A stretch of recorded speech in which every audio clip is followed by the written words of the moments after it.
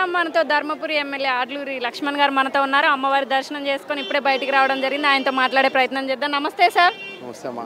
ఎట్లా అనిపిస్తుంది ఇక్కడ ఏర్పాట్లు, అమ్మవారి దర్శనం అంతా? చాలా చాలా బ్రహ్మాండంగా ఉందమ్మా. కొత్త ప్రభుత్వంలో రాష్ట్ర ముఖ్యమంత్రి గారు పెద్దలు రేవంత్ రెడ్డి గారి యొక్క నేతృత్వంలో నూతన ముఖ్యమంత్రిగా, అదేవిధంగా ఎన్నో సంబంధించినటువంటి డిపార్ట్మెంట్ కానీ, ముఖ్యంగా పోలీస్ అధికారులు ఐజీ స్థాయి నుంచి మొదలు పెడితే ఎస్పీ గారు కానీ, ఏసీపీలు కానీ, సిఐలు కానీ, ఎస్ఐలు కానీ, కానిస్టేబుల్ కానీ అందరూ కూడా కష్టపడి ఈ లక్షలాది మంది ప్రజలు భక్తులు ఏదైతే సమ్మలక్క సారలమ్మ వనదేవత ఒక నమ్మకం, విశ్వాసం, ఒక సాంప్రదాయం, ముత్తాతల తాతల తండ్రుల నుంచి వస్తున్న సాంప్రదాయం, కుటుంబం అంతా వచ్చి ఆ తల్లికి దండం పెట్టుకొని, ఆ తల్లికి బంగారాన్ని జోకి, ఆ తల్లికి ఏదైతే ఆ కోరుకున్న కోరికల లోపల ఒక మేకనో ఒక అదేవిధంగా ఒక కోడినో ఇచ్చి అందరిని కలిసి సాంప్రదాయం కుటుంబ సభ్యులు కూర్చొని భోజనం చేసే వన సాంప్రదాయంగా వచ్చే ఈ గొప్ప ఏదైతే వనదేవత సమ్మక్క సారలక్క తల్లి, ఆ తల్లి ఆశీస్సులు తెలంగాణ రాష్ట్రంలో ప్రభుత్వానికి ఉంటుంది, ముఖ్యమంత్రి గారికి, అదేవిధంగా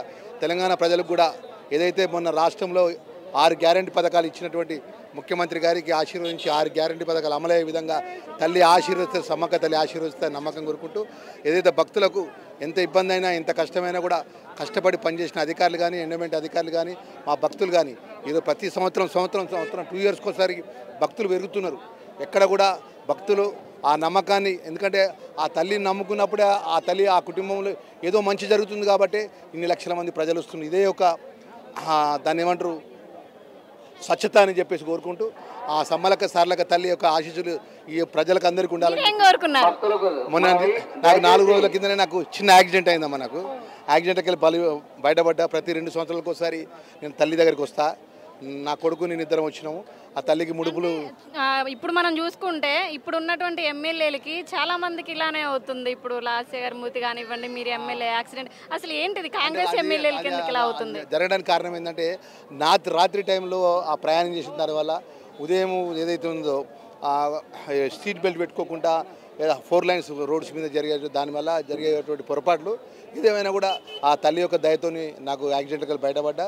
నేను ఎమ్మెల్యే అయినా మీకు తీవ్ర గాయాలయ్యాలా స్వల్ప గాయాలతో బయట కాబట్టి ఈరోజు తల్లి దగ్గర రాగలిగిన, అమ్మ దగ్గర దర్శనం చేసుకున్న. అమ్మ ముడుపులు మొక్క ఏదైతే నేను ఎమ్మెల్యే కాకముందు ఆ తల్లికి ఏదైతే మొక్కులు నేను అప్పచెప్పాలనుకున్నా ఆ మొక్కులు ఈరోజు అప్పచెప్పడం జరిగింది.